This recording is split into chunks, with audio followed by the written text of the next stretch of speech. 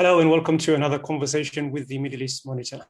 Today we are discussing the contest between the UAE and Qatar, a rivalry between these two countries, these two very, very wealthy kingdoms, has been one of the major stories of the Arab Spring in the past 10 years.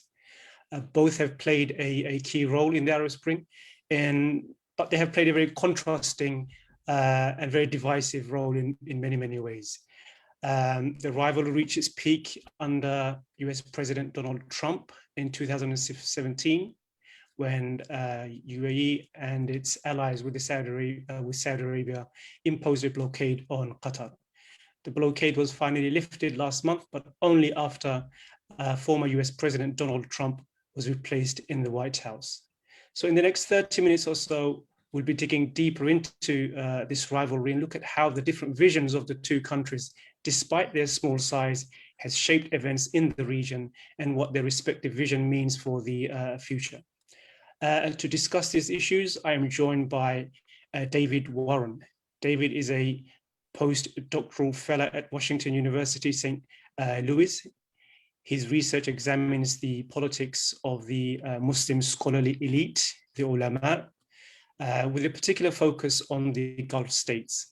He is the author of Rivals in the Gulf, Yusuf al-Qaradawi, Abdullah Bin Bayyah, and the Qatar-UAE contest over the Arab Spring and the Gulf crisis. So welcome, David, and thank you for joining us. Thank you for having me.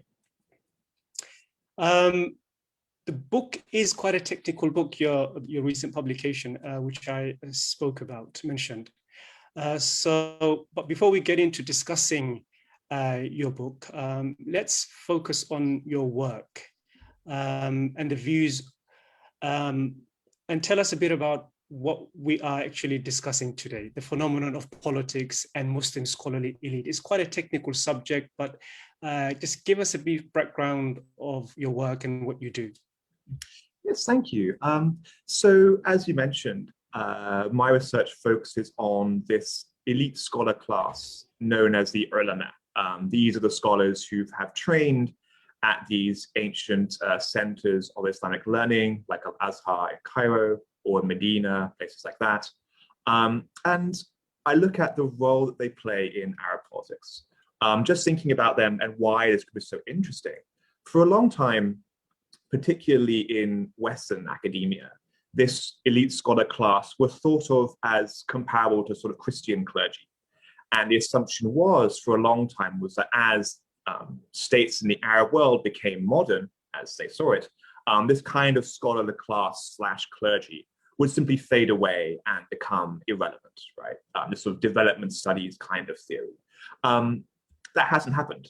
By contrast, as new competitors have arisen to compete with the ulama as voices of Islam in the Arab world and more broadly, the ulama have actually become rebranded themselves, we might say, as guardians of tradition in a secular age, which is a very important and a very powerful position to have. And they've shown themselves to be a very dynamic, very ingenious, very creative scholar class. So that's why they're so interesting. And I focus on, in this book particularly, their relationship with regimes and rulers, particularly in this case, Qatar and the UAE.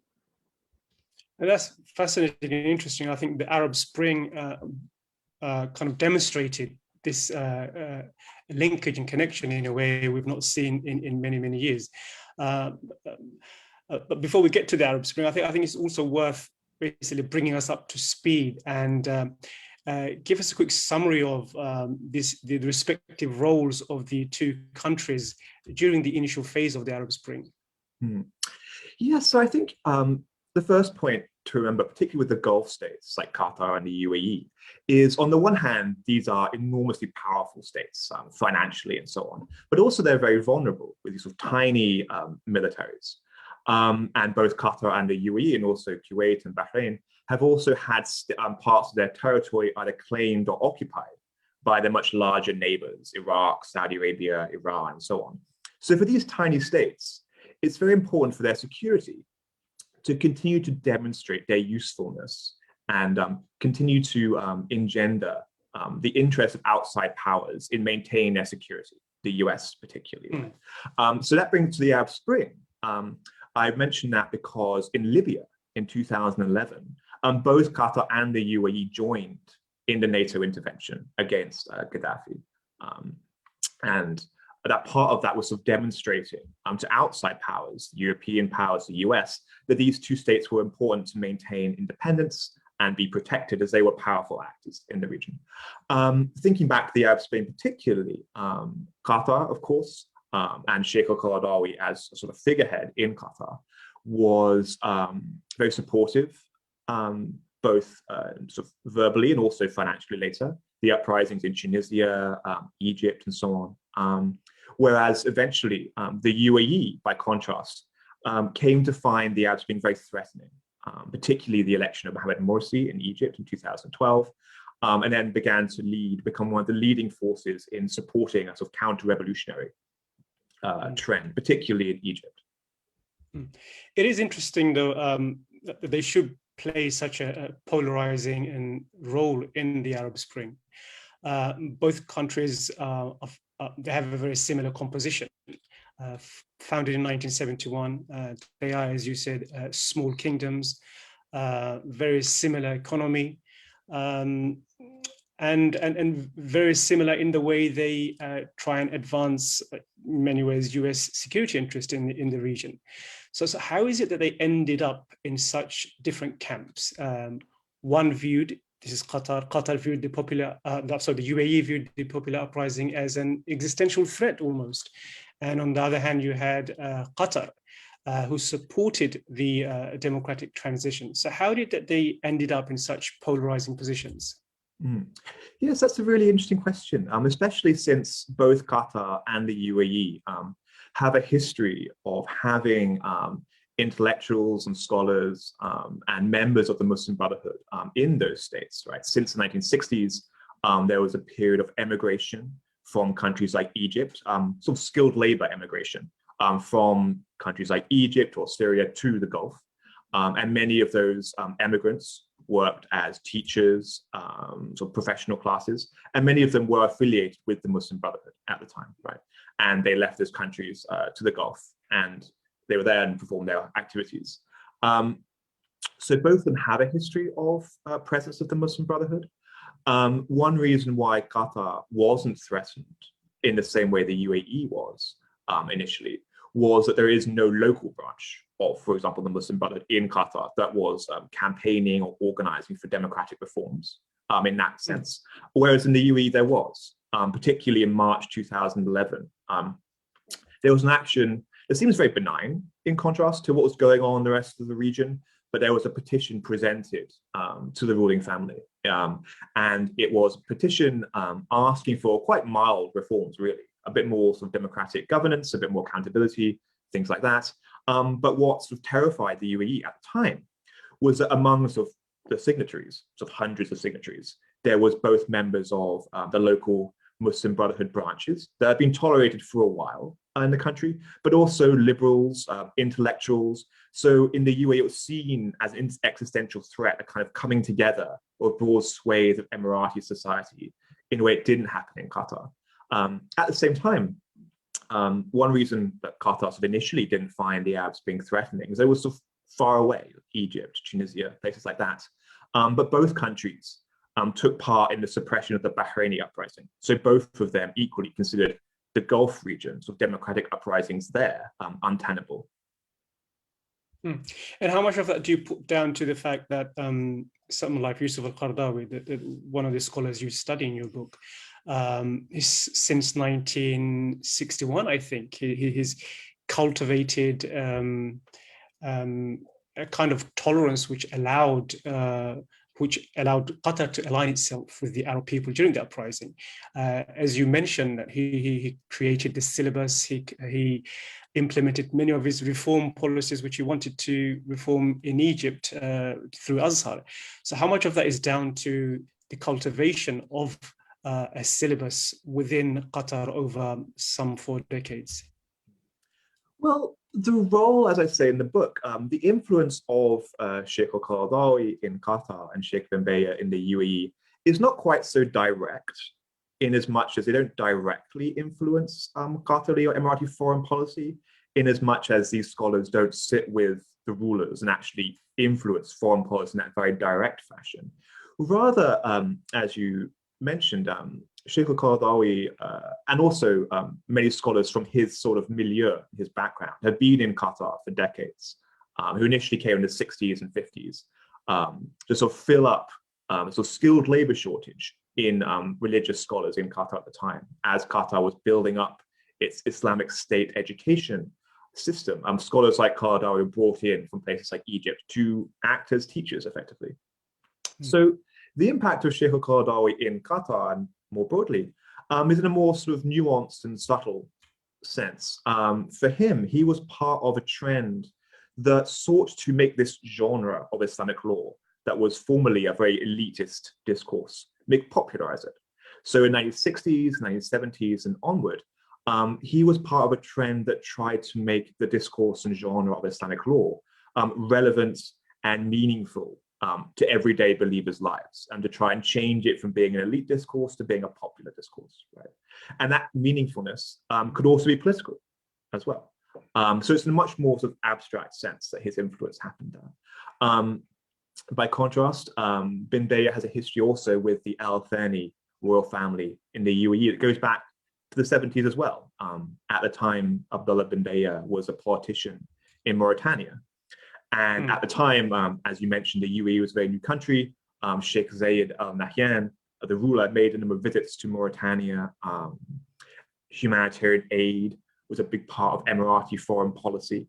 And so he and Abdullah Bin Bayyah developed quite a close relationship that the Sheikh still recalls very fondly. And at the time, the UAE was a massive aid donor to Mauritania, actually the largest at the time. And so one could suggest that Abdullah Bin Bayyah sort of saw in Sheikh Zayed Al Nahyan a kind of benevolent authoritarian.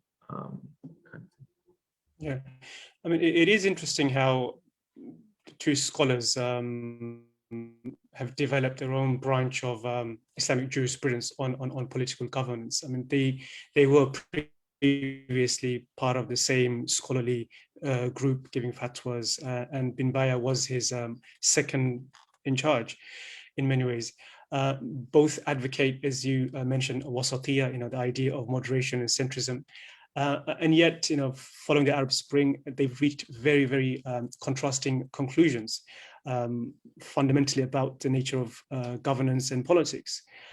So summarize for us the two different views, both resting on wasatiyya, centrism, but then you have idea of fiqh al-thawr, fiqh of revolution, which Yusuf al-Qaradawi, which you say subscribes to, and then you have a jurisprudence of Bin Bayyah, which is a jurisprudence of peace, silm, which really may not really be peace, but that's his view anyway. But summarize for us the two contrasting views on that. Yes, thank you. So basically, as you said, as the Arab Spring unfolded, both of these two scholars took very different positions as to what was happening.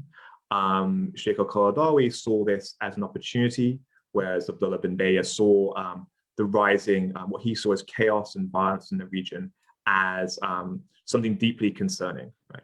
And so what they did was, initially Sheikh al-Qaradawi first, but after that, Abdullah Bin Bayyah, they both began to formulate branches, as it were, of Islamic jurisprudence or fiqh. Sheikh al-Qaradawi had this branch of thought called the jurisprudence of revolution, whereas Abdullah Bin Bayyah began to formulate a branch of thought called the jurisprudence of peace. And what those two branches of Islamic thought do is both of them start from the same place. So the vast diversity of the classical legal tradition, right? The way that classical authorities thought about rebellion in different ways, an incredibly diverse tradition. And what these two scholars do is they variously expand or contract different classical precedents. So for example, there has been a sort of long-running principle in classical thought that rebellion against a ruler is meant to be avoided wherever possible, right? Qaradawi contracts that principle to being very narrow, saying the only kind of rebellion that should be avoided is sort of very violent rebellion against the ruler. And so these kinds of peaceful protests are something that we should be supporting, absolutely. He also expands this well-known principle of commanding the right and forbidding the wrong, sort of Quranic principle. And he says, well, let's expand this principle from being an individual obligation on a Muslim believer to being one on Muslim society as a whole. And he sees an equivalence between that principle and holding a ruler to account, right? And similarly, he expands the idea of someone bearing witness in a courtroom, for example, to elections, seeing an equivalence between Muslims electing a ruler to bearing witness to the suitability of somebody to rule the nation in a courtroom. Bin Bayyah does the opposite, right? So when he sort of takes this idea about a hesitancy in the classical tradition around supporting rebellions out of fear of violence, he expands that concept hugely to take in any and all forms of protest, right? In the opposite way that Qaradawi does. Sheikh Bin Bayyah, in this idea of jurisprudence of peace, which he talks about, is he foregrounds what he calls peace, by which he means the absence of violence, as the first condition from which all other rights must flow. So before you can do anything else, you must have the absence of violence. And that's what he foregrounds, whereas in contrast to Qaradawi. Generally, when it comes to values and principles, everything has to be kept in moderation and in balance. Even ideas of justice, if it forecloses peace, it can lead to even more injustice and upheaval. So I'm wondering whether in your interviews with Bin Bayyah and his team, you've noticed, any sense that what they ascribe. For example, let me just share some of the views which his idea of peace advocates. So, for example, he says people must choose to defer their right to justice and accountability for the sake of peace. He says, for example, justice must be suspended for the sake of peace, things like this. But this sounds to me very similar to what the US policy has been in the region for many, many decades, which is to postpone political freedoms, postpone rights for the sake of stability. I wonder if in your interviews, you found that they were actually aware and conscious of the fact that some of what they're advocating really hasn't led to stability and peace. And if anything, it's endorsed what has been US foreign policy in the region for many, many decades. Yes, thank you. So first of all, sadly, I wasn't able to actually interview Sheikh Bin Bayyah this time. So coronavirus and things like that made that the time in Abu Dhabi impossible, unfortunately. But I think in terms of seeing his views and sort of equivalence with US foreign policy, I don't think necessarily that he and his circle would see themselves as doing that. But what is interesting is that if we look at Bin Bayyah's publications and his statements and speeches, we can get a sense as to why he thinks this. So first of all, we can get a sense that it appears that he adopted this view based on his view of what was happening in Syria. In his understanding, he talked about this idea about societies where there's no common ground. If you bring about democracy, that will inevitably lead to violence, right, in his view. The reason he says this is because whoever loses an election, in his view, will be so terrified of the results, they'll automatically turn to violence to suppress that democratic culture. So in his view, which is very abstractly not applied to reality, any attempt to bring about democracy in a divided society will in effect lead to that failure of democracy, because whoever loses elections will always resort to violence because they're so frightened of the consequences. Okay. But also, not just Syria, but when Bin Bayyah in his publications and speeches, he has a much more long-standing skepticism toward democracy, going back to his view of the aftermath of the invasion of Iraq and the chaos and bloodshed that happened there, which was ostensibly invaded to bring about democracy. Also, the Algerian Civil War as well, in the 1990s, he mentions as well. So he has a view, which based on his observations and interpretations, that simply attempting to implement democracy or trying to hold rulers to account because the rulers of the region are so vicious will always lead to violence and bloodshed. And in his view, is better off being offset. But in the way, as you pointed out, in the way he argues this, it should always be deferred, seemingly almost forever, in a way. Yeah, I was also struck by how I don't want to use the word disdain, but there was a sense of elitism within the way a lot of these theories are being advocated.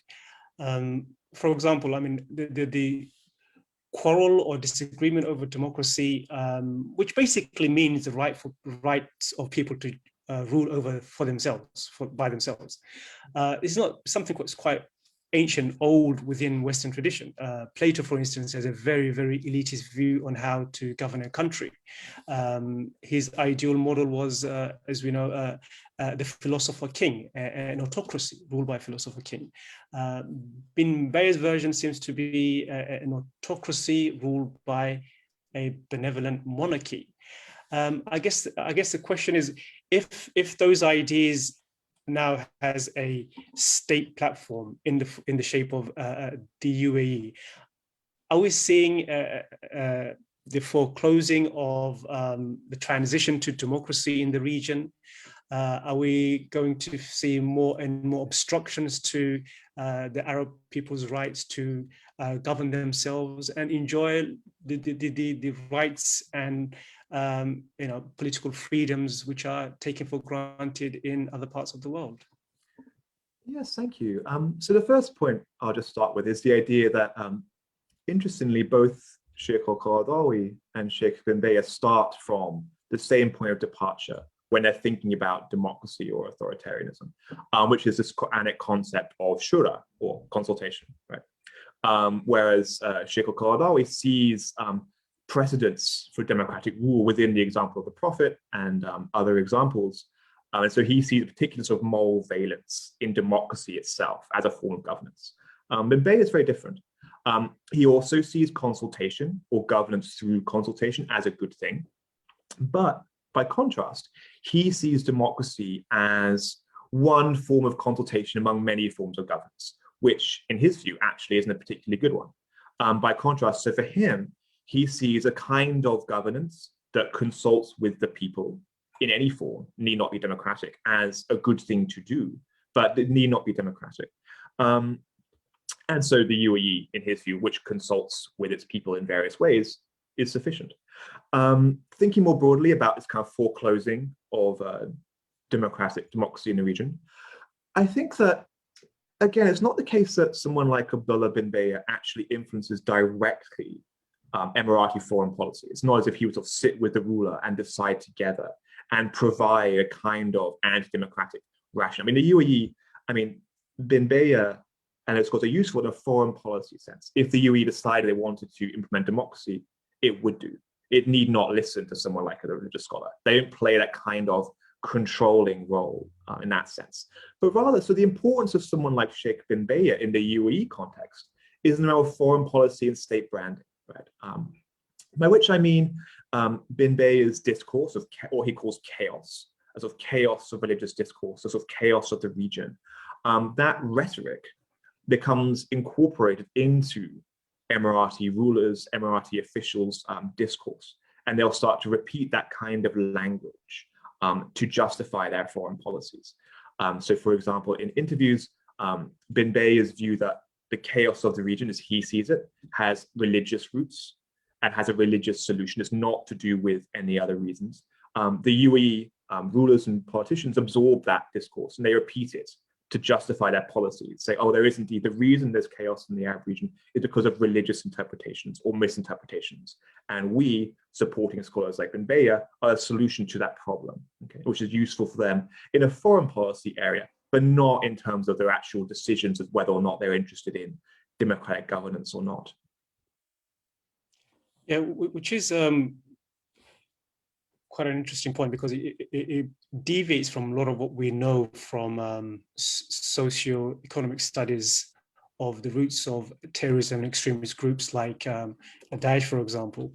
Many will cite a number of socio-economic research which shows that political grievances, inequality, repression all play a role in groups like Daesh. So I'm wondering how much room do they allow for this kind of research, part of a discourse within Western social science traditions, to play a part in their religious theorizing? Yeah, that's a really interesting question. One can imagine that someone like Sheikh bin Bayyah is very much aware that sort of violence and conflict in the region isn't solely to do with sort of Islamic interpretations of texts. I think what's interesting to think about is when he says that, when he puts the roots of the rise of ISIS or Daesh due to sort of misinterpretation of Islamic texts, or sort of deviant fatwas, he calls it. That's not an act of kind of helpless submission to a sort of Western discourse as to why there's conflict in the region. Rather, it's actually an act of claim making on behalf of him and behalf of the Muslim scholarly elite who share his views. Because in his argument, if indeed the roots of violence in the region is due to Islam or misinterpretations of Islamic texts and traditions, then scholars like him are the solution to that problem. Right, so it's an act of claim-making on behalf of the ulama. The reason that's important is a much broader context of what we generally refer to in academia as a sort of fragmentation of authority, which means in the past couple of centuries, you have seen a rise of competitors against the ulama to be the voices of Islam in the region, right? Alongside scholars like Bin Bayyah or Qaradawi, for that matter, you now have intellectuals who trained at secular institutions like Cairo University or in the secular humanities who also compete to speak in the name of Islam. You have politicians and the military officers who also compete with the ulama to speak authoritatively in the name of Islam. With the rise of mass education, you have sort of the general reading public who no longer sort of look in as clear a fashion toward this scholarly elite for guidance about Islamic norms. So this kind of idea is also an act to demonstrate the continued need and importance for the scholarly elite as well. I mean, we are coming to the end of our time, but I don't want to finish the show without asking you a more broader question about a lot of the initiatives of the UAE, for example, the Forum for the Promotion of Peace in Muslim Societies, and also Bin Bayyah's theory and where it sits within the global ecosystem, the highly securitized ecosystem of the US in the post 9/11 era, which looks at the Muslim world through a security lens, and which also looks at Muslim political participation through a security lens. And it's this kind of hostility against Muslims, which we are seeing in France, an ecosystem which has allowed for that, and also Muslims in concentration camps in China as well. I think this is all part of the post 9/11 ecosystem, which looks at Islam and Muslims in a very suspicious way. In your book, you mentioned that since 9/11, the US State Department has invested heavily in programmatic efforts to reshape and transform Islam from within. And as part of its post 9/11 security and foreign policy, this is a part of its goal and aspirations. So how do you see the UAE and its forums and its initiatives and Bin Bayyah's ideas sitting within the ecosystem and a prism of security through which they view Islam and Muslims? It's a long question, but I think you kind of understand where I'm coming from in this. Absolutely, yeah, it's a really great question. I think so. The first of all, in a general sense, absolutely, we can see the way that the UAE created this forum in 2014 called the Forum for Promoting Peace in Muslim Societies, which was led by Bin Bayyah, fits into this broad context of viewing Islam through a lens of security. And when going back to 9/11, when you mentioned the US, What's interesting is that initially, the US State Department was very invested in reshaping Islam from within as they thought about it. But that meant to them promoting secularism, finding secular intellectuals and supporting them, even if they're critical of US policy in a direct sense. But there was this vision that secularism, as they understood it, was the solution to the problems of the Arab world as the US envisaged it. What's interesting, since sort of 2014, or sort of the rise of the Christian right in the US particularly, is a kind of shift. Now, in contrast to promoting sort of secularism in an outward sense, you now see US foreign policy supporting a particular kind of Muslim religiosity, right, which goes into this concept that's now being used called Abrahamic morality, a kind of very conservative religiosity that unites Jews, Christians, and Muslims, right? And actually that concept is testament to the efforts of Hamza Yusuf, in part, Bin Bayyah's deputy, who has formed particularly close links with the Christian right in the US, in having a general sense of, rather than bring secularism in the region, the US instead looks to support what they understand as traditional Islam, or what they understand as kind of a conservative form of Islam that has no interest in politics or democracy, right? And so the UAE and the Forum for Promoting Peace in Muslim Societies fits into that into that trend because state branding, right? This idea that the UAE has a brand of Islamic reform it's promoting, right? Which fits into that need as the US sees it. People like Sheikh Bin Bayyah and his allies say that we are part of this wider Abrahamic religiosity. And the truth of that religiosity is that we're not interested in democratic reforms. We're not interested in justice and accountability in that sense of the word.